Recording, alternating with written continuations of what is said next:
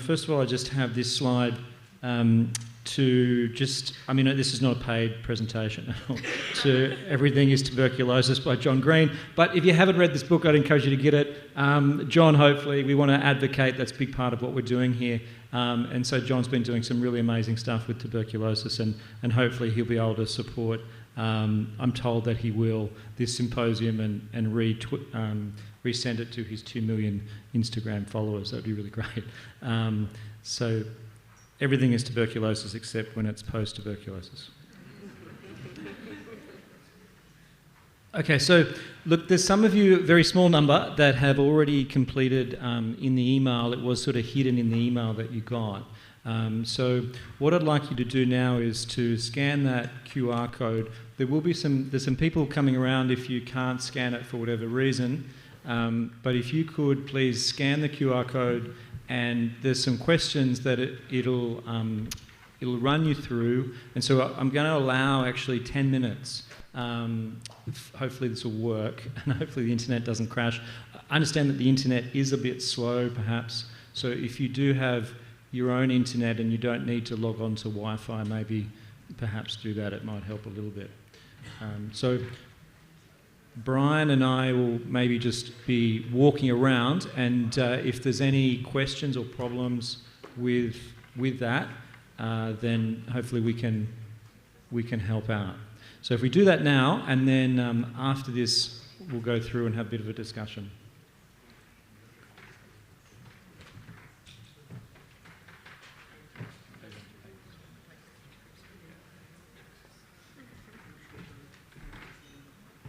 Yeah, so for those that have done it before, there's a small number of you, I know the exact number, you don't have to do it again. So you can just sort of, take a break, do some stretching. We'll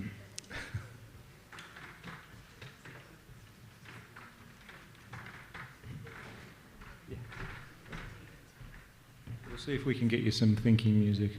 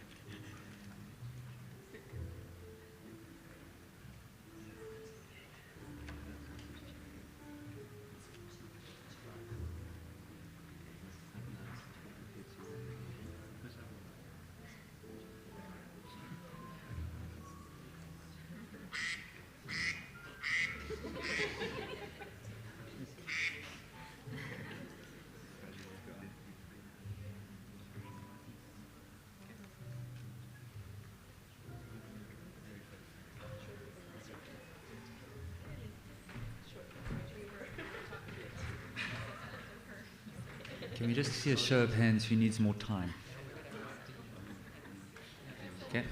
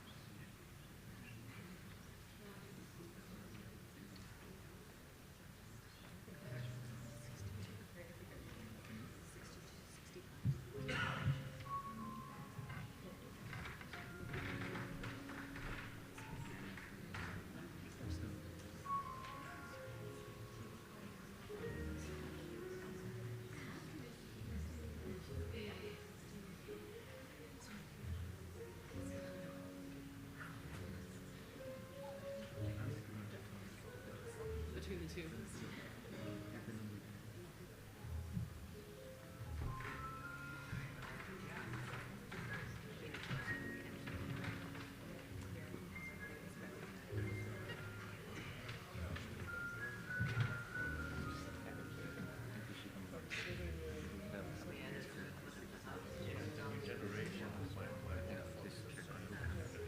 I tell you when we are at 100.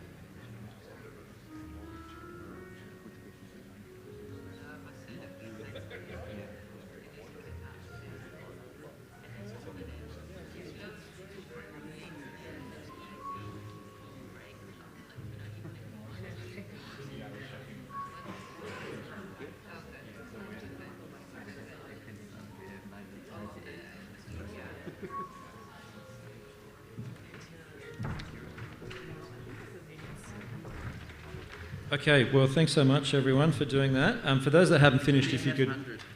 Oh, okay, we've got 100 responses. Well done. For those that haven't quite finished, you can, please, if you finish that up, maybe at lunchtime or after lunch. That's really great. So these are there was a lot of important information there, some demographic information, and then your current approaches and what you routinely would like done and what you're doing more frequently. So we'll present all those results in more detail tomorrow when we've got a chance tonight to go through them. But two of the questions that were fairly key in amongst all of those were these two. So the first one there, do you think that the current approach to the investigation and management of post-tuberculosis lung disease in your country or setting could be improved? So approximately, I think it was 94% said that it could be improved. So that was sort of what we were expecting. And I guess what I'd like to do now, what we'd like to do now is just sort of get a little bit of a discussion, because there were a few, and even if you didn't say that, but if you're happy with how things are with the investigation and management of post-TB lung disease where you are currently working or researching or making policy, perhaps we can just have a bit of a discussion about why that is. I mean, so those that think that it's okay now, I mean, what is it that's making it so good that you're happy with it? Is anyone happy? We've got some roving mics. So what is it that is working so well? Sorry, so I want to give a bit of background for people who don't understand what a DELPHI process is. So this is kind of a bit of a DELPHI process. Now, in a DELPHI process, you give anonymous voting And then the reason you have anonymous voting is to try and remove seniority, okay? So that everybody in the room is the same. And then what you try and do is you get the minority voices. And often people who maybe have got a dissenting voice have a very important piece of information that needs to be shared and can alter the thinking of the group. So if you have a dissenting voice, it's important that you air it so that we can all hear about it and think about it and incorporate it, and then we can incorporate it into our next round of voting. So the voting is iterative and repetitive. So just want to say, for what Anta's trying to say, if you feel that if your vote was no, you are clearly in the vast minority, but we want to hear about it and hear why you said no. And so that's just to explain the whole DELPHI process as a bit of a broad framework for that. Absolutely, thank you. So, do we have anyone that wants to just express their view, just an alternative view for that? So it can all be approved. Okay. No, so we're happy. Okay, fantastic. Okay, well, it would be a bit awkward if people thought that that wasn't the case, because then we've got nothing to do and we can just go home. So what I wanted to introduce now, and you've heard it being referred to, is this concept of treatable traits.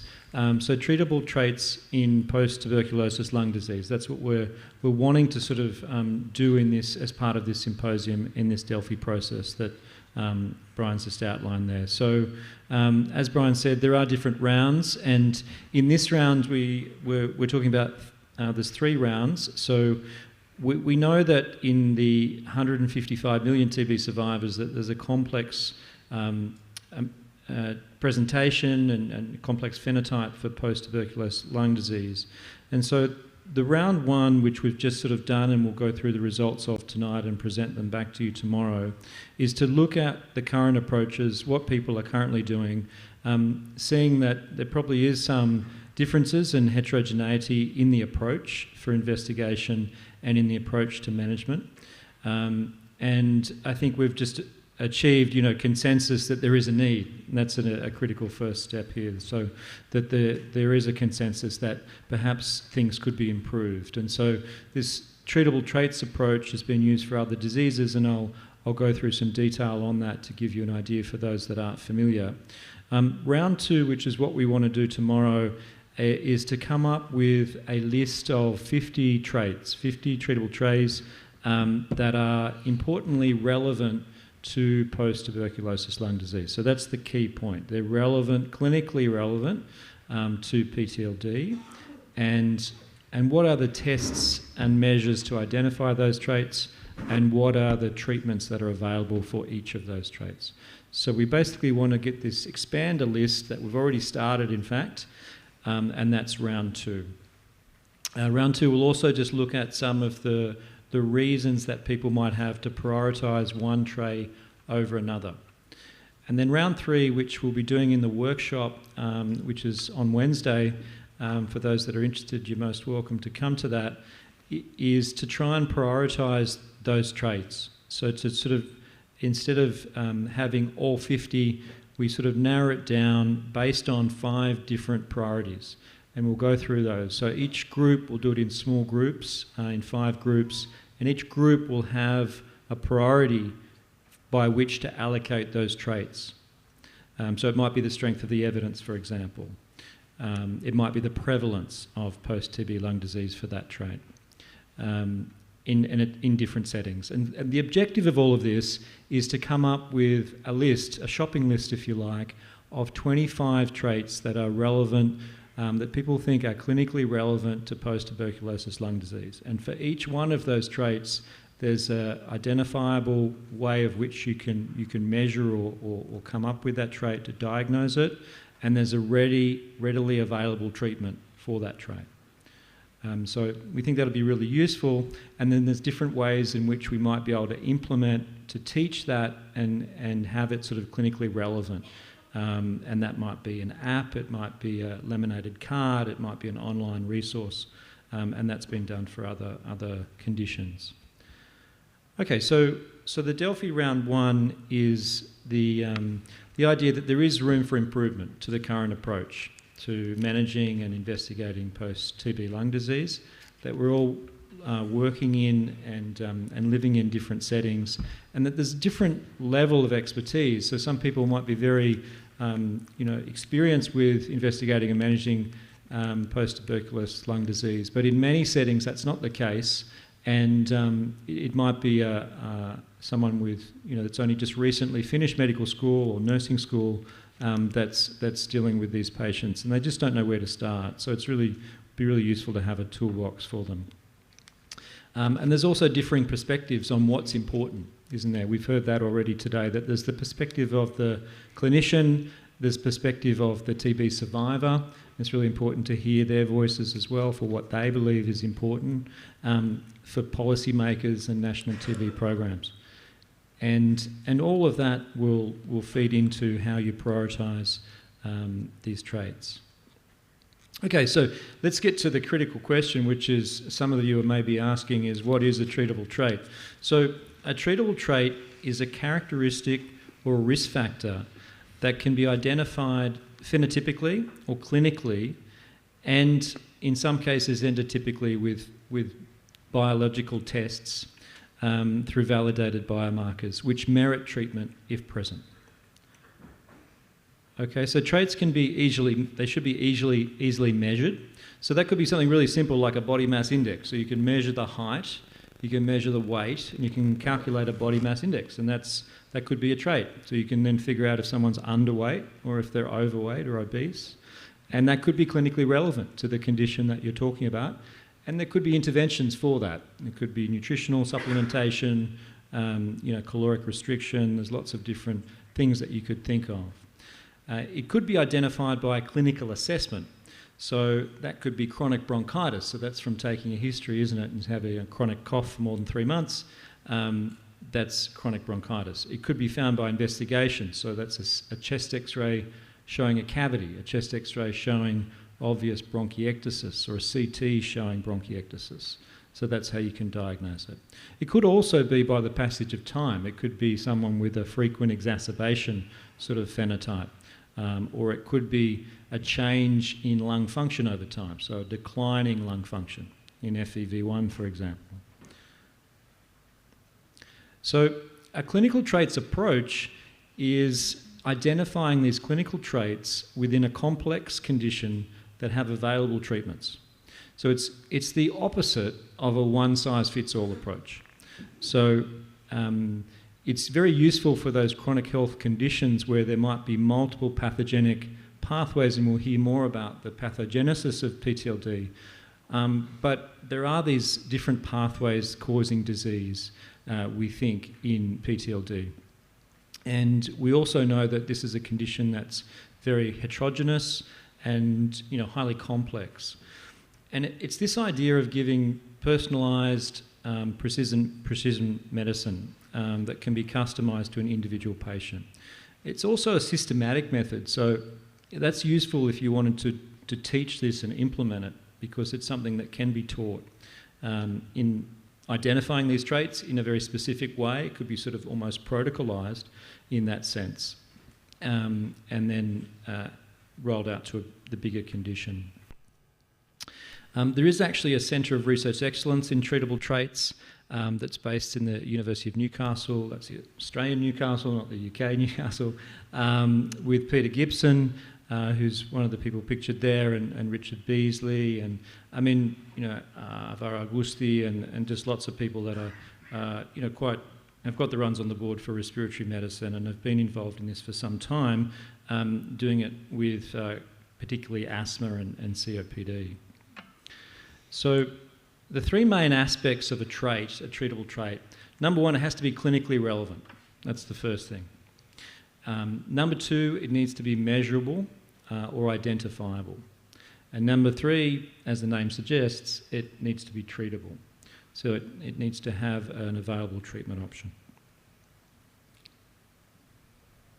Okay, so just to expand on that a little for each of them, the clinically relevant aspect, that the trait needs to be linked to an important clinical outcome. All right, so that could be mortality, could be exacerbation, could be something else that's thought to be clinically relevant. It might be quality of life, lung function decline, mortality, as I've mentioned, and it should be also frequently found in the population of interest. So if it's something that's rarely found, it becomes less clinically important. Although, if it's rarely found but really important for an outcome, like death, maybe that is important. So these are the sort of differing priorities that we need to consider when identifying these traits for PTLD. Okay, so the measurable or identifiable part, what do we mean by that? Well, it's this phenotypic detection of through investigations and assessments. So it may be associated with known causal pathways. So that might be endobronchial inflammation resulting in damage to mucosal, smooth muscle and connective tissue, connective tissue within the airways, leading to permanent stenosis or maladaption or permanent dilation of the airways causing bronchiectasis. So there's these sort of pathways that might be relevant. And they might also be identified by biomarkers that are important. So for example, in asthma, we know that eosinophils identified on a full blood count, if you've got them over 0.3 times 10 to the 9, then that's associated with a greater response to inhaled steroids, for example. Raised brain natriuretic peptide associated with cardiac dysfunction, pulmonary hypertension. So treatable. So there needs to be an effective treatment available. It should be accessible and it should be implementable. And that might be different. In fact, it will be different, won't it, in different settings. What is accessible and what's implementable will be different in perhaps a resource-limited setting to a resource-rich setting. And it also, the treatment leads to an important change in that clinical outcome that we said was really important to call it a clinically relevant trait in the first place. So treatable traits are agnostic in terms of the diagnostic label. So this is what's been done quite successfully, I think, in asthma and COPD. So in some ways, it doesn't matter if someone's got asthma or COPD, they've got an airway-centric problem, and if they've got these traits present, they get a measurable benefit by implementing those traits. So there is this question of, aren't treatable traits just doing what makes common sense? And it's sort of yes or no to that. I mean, it is sort of, a lot of this is common sense, but for experienced clinicians, it might be common sense, but for other people, not so much. And particularly if you've got this complex disease. So it provides a framework or a model of care. I think they're some of the terminology we should be using here, a model of care or framework for the clinical management of a complex problem. So we've talked about that. So just some evidence for this. This has been, the actual treatable traits approach has been evaluated in clinical trials and randomised studies, small randomised studies, but basically what they did was they came up with 21 traits for COPD, and then they, within a clinic and patients with COPD, they, in a systematic way, identified which traits were relevant to those people with that diagnosis of COPD. And you can see there that they had about 3 plus or minus 1.5 of the traits that were pulmonary specific and 5 that were extrapulmonary specific and some that were behavioural. And in implementing those in these people with a diagnosis of COPD, they had a measurable benefit in health-related quality of life that was significant. Okay, so I think we've sort of made the case why this might be relevant for PTLD, because it's a complex chronic condition. And there are, as we've heard, very few, apart from pulmonary rehabilitation perhaps, which does have evidence for it, and I think we'll hear more about that. But there's very few evidence-based treatments for PTLD specifically, but there are evidence-based treatments for some of the traits that we're talking about here. Okay, so the 50 treatable traits, this is what we're aiming to get to. So if you can have a think about what tests, what treatments, and what traits might be relevant for PTLD.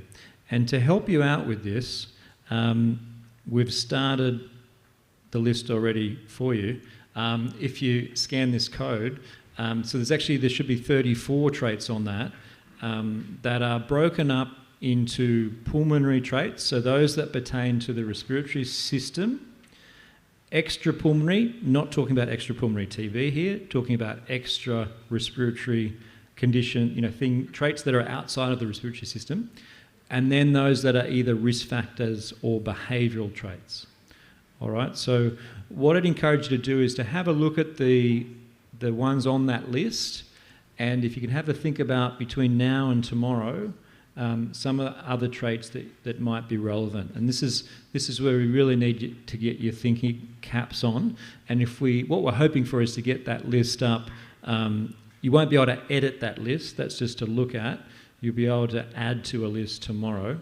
But if you just sort of have a think and come up with some, if you're wanting a number, I mean, you can feel free to overachieve. But if you can come up with 5 pulmonary traits and perhaps 3 extrapulmonary and 3 behavioural, if you want a goal.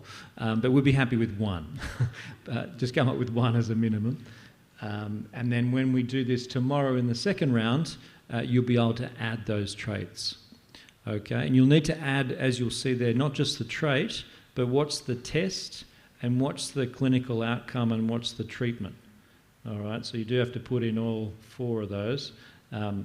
Not just the trait. Okay, so that's a summary of what we're talking about. These are the prioritisation that we'll go into a little bit more detail tomorrow. So which trait to target, which traits have the most impact on clinically important outcomes. So the 5 that we're listing here are the prevalence, the treatability, how treatable is this trait, what's the impact and risk, what are the connected comorbidities. So for example, bronchiectasis, we know that bronchiectasis is strongly associated with post-tuberculosis lung disease. Patient priority and clinical priority. What's the patient perspective and what's the clinician perspective on what's important? So these are the 5 groups that we'll allocate in the workshop on the Wednesday. And you'll try and narrow the list down in the workshop. Okay, so for now, for those that haven't finished the initial survey, the round 1, if you could finish that off, and if you can just have a bit of a think of at least 1 trait, but if you want to overachieve, up to 8. Okay. And can I ask, so when you've got these treatable traits you want to add, do you want us to add them directly to that document on the QR code, or how do we get them to you? So just write them down, and then tomorrow there will be a separate QR code in which you can add and edit. So the current one you won't be able to edit, you'll just be able to view. Yep. Okay. Thanks, Ant. That's really awesome. Lots of background work going on to process these things. So yeah, lots to look forward to in tomorrow afternoon's session in terms of the treatable traits. So it's basically lunchtime now, everybody. Hope this session has got you thinking and got you stimulated about where we're going with this, and it's very important. A couple of housekeeping rules. So the working groups, the PTLD working group will be here, and the other working group will be across the way. In the manor house, it's called. There'll be people to direct you. When you hear the bell, maybe just start moving forwards. Other things, please don't forget to nominate people for the steering committee. You have until lunchtime. And then Lutando, please stand up again. Nobody's taken on our isiXhosa challenge. There's still a prize up for grabs. You took a photo of it. We'll put it on the rolling slides at the deck in the break so you guys can still try. Remember, non-South Africans are not included, are not eligible. Unfortunately, it's only for people outside of our borders. I see you smiling, Graham. You're still considered South African, I'm afraid, even though you're in Australia. Right. Feel like I've forgotten one more thing. Have I forgotten anything? Nope. Okay. Oh yes, I did forget one more thing. We're going to be going into working groups now. If you haven't been, you saw that list of 135 people who had been part of working groups. If you want to be included in this, so maybe you're new to this community and you want to get involved, please just make yourselves known to the chairs that this is what you want to get involved. There is the community call list we're going to be part of. There'll be lists that will go out after this that you can be part of. But just if you want to get involved, please, I encourage you to get involved and make yourself known, and so that people can start including you, so that we can make the circle bigger. Okay, enjoy your lunch, everybody.